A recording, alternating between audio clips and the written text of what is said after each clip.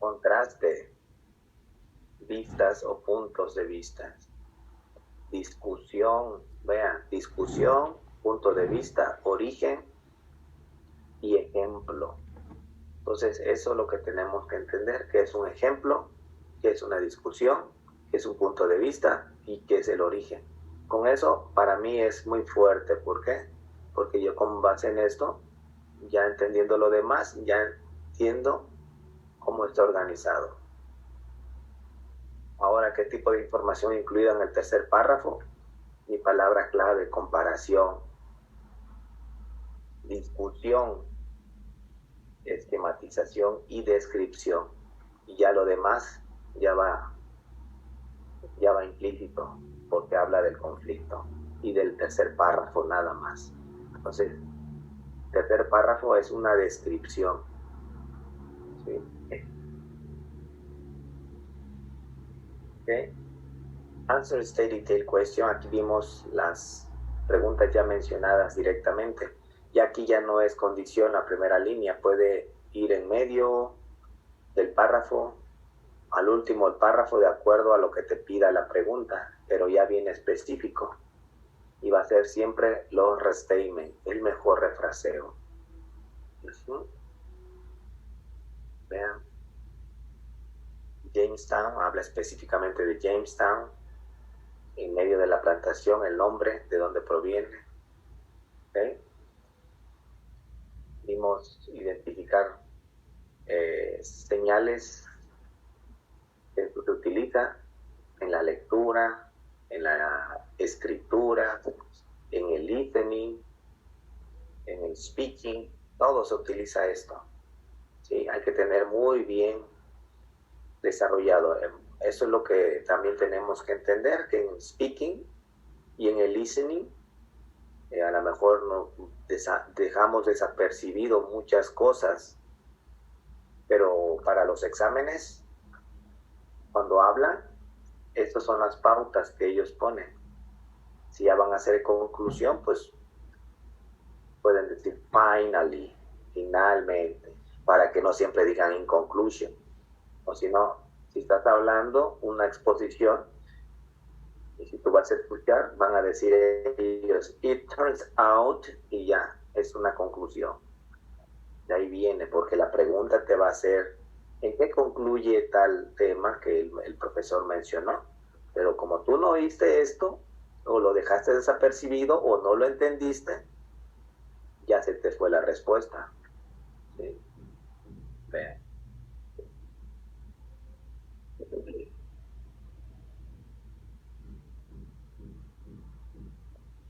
¿Okay? Vimos ejemplos, ejercicios.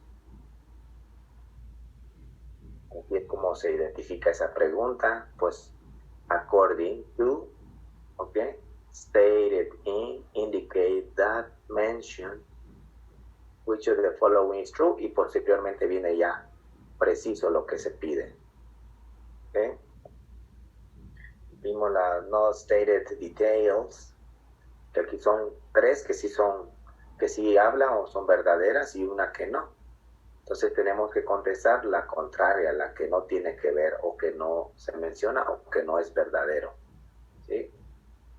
Y aquí pues esa técnica no quiero que se condicione, porque cuando uno a veces, yo aprendí eso de que cuando alguien te dice esta es la más difícil, pues hasta se bloquean porque yo se lo estoy diciendo y ustedes lo capta el cerebro.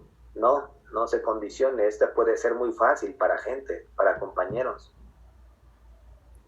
Porque acuérdense que si tú le estás dice algo a alguien o con una fuerte impacto, te bloqueas y así lo tomas porque te condiciona el cerebro, se condiciona. Entonces esta técnica que no se vea como que es difícil, no es difícil. De hecho, para mí no es difícil, se los digo. Pero para los compañeros, te puede quitar un poquito de tiempo. No puedes, si puede, pues ya vamos a ponerla, por ejemplo, a cuando son en cuadernillo presencial. Recomiendo que la dejen estas al último. ¿Por qué? Porque que hagan las de vocabulary. esas son las que tienen que, para el tiempo que les dé. Pero si esta la pueden hacer inmediatamente, excelente. On it, say it. ¿Cuáles son las preguntas? Which of the following is not? ¿Ok? Vean, no mencionado, no dicho, no discutido, excepto. ¿Sale? Porque el día del examen sí tienen que estar bien precisos y muy lúcidos. Y obviamente nada, absolutely, nothing upset or nervous. Nada de nervioso. Finalmente es un examen, no pasa nada. Y estoy seguro que todos van a pasar de 350 puntos. Yo aquí te lo puedo apostar. Entonces, y luego lo que sigue es find pronoun reference. Encuentra los pronombres referentes. ¿Sí? Encuentra los pronombres referentes. Los pronombres referentes pues siempre va a ser el they y el it. ¿Vale? Y pues tenemos que leer un contexto antes para saber a quién se están refiriendo. ¿Ok? Y acuérdense que pueden ser, la mayor parte en general son sustantivos, a veces no son personas. Entonces también ese se maneja para cosas y animales. Entonces tenemos que ver un contexto anterior. Y así viene la pregunta, el pronombre de la línea 8 ya viene bien preciso. Y ahí está esa línea, nada más. Si tienes duda puedes leer todavía otro contexto, pero ahí viene muy preciso. Vimos el ejercicio, vimos ejercicios ahí. Y también el manual. Posteriormente vimos answer imply detailed question correctly, que aquí vamos a inferir. Inferir es suponer o decir, predisponer bajo una lógica. Implied, infer, likely o probably. ¿Sí? Probablemente. Entonces aquí no viene la pregunta, la respuesta bien precisa, sino que tú la tienes que inferir. Estas son las preguntas. Implied, inferred, puede ser inferido en el tema que, most likely, con mayor probabilidad, what probably happened, qué pasó. ¿Okay?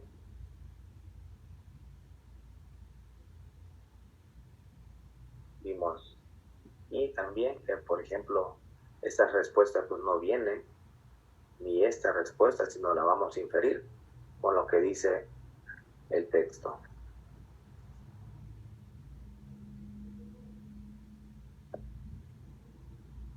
Transition questions, esta técnica, la de transition question, ya tiene mucho que no viene, ya la han dado, ya tiene varios tiempos, ya tiene, un tiempo ya no la han puesto en diferentes exámenes que ha aplicado, ya no la ponen. Pero en caso de que llegue a venir, pues va a venir junto estas, las dos preguntas.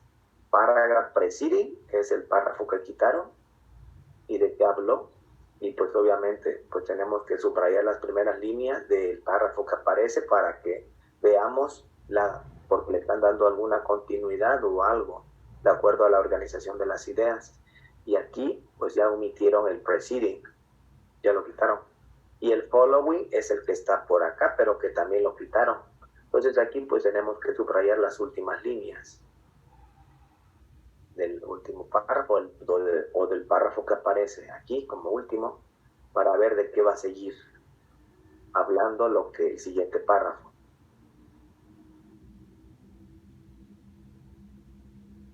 ¿Ok? Tenemos que ver palabras claves para que no haya problema. ¿Ok? Por ejemplo, following, pues aquí habla los principales. Tenemos escritor, que es un sujeto, narrador, sujeto, Carl Sagan, astrónomo, autor, pues está hablando que va a hablar de alguien, una persona, pues es de Carl Sagan. ¿Sí? Hay que ver palabras claves. Comenté que posterior cuando tengan tiempo y ojalá si lo hayan hecho vayan haciendo estos ejercicios, ¿ok? Para que vayan identificando dónde están los sustantivos, verbos, adjetivos, adverbios, preposiciones, conectores, conjunciones, ¿ok? Ya llegamos a las de vocabulary question, que para muchos son las más fáciles, pero aquí pues tenemos que tener mucho vocabulario porque desafortunadamente las palabras no son muy sencillas las que te ponen.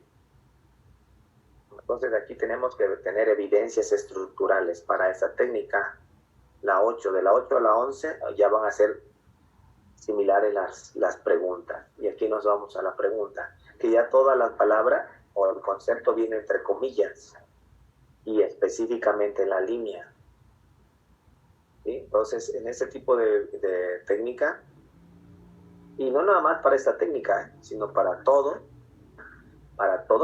nunca tenemos que dejar desapercibido estas evidencias, puntuaciones, refraseos, ejemplos. ¿Sí?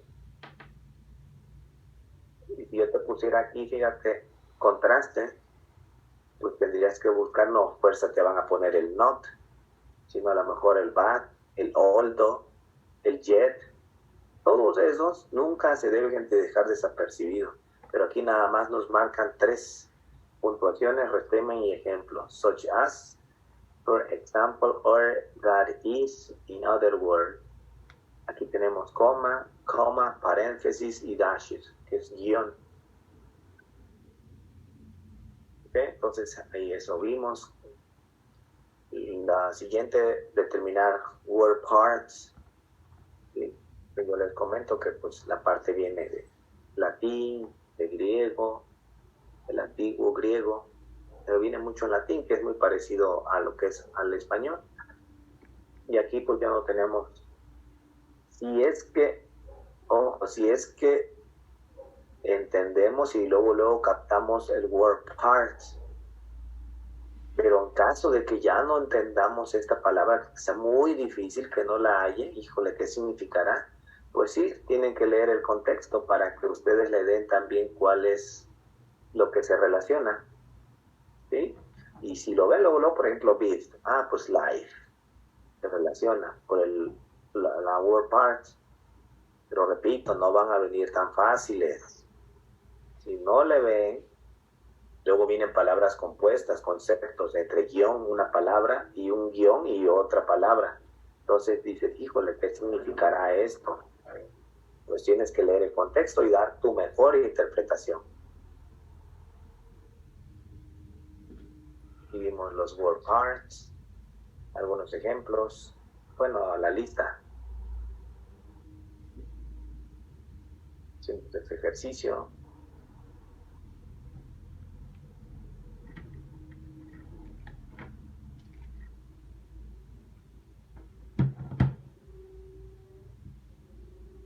Vean. ¿Vieron? Aquí están, le tomaron foto. Y obviamente hay más, pero esas son pues la mayoría.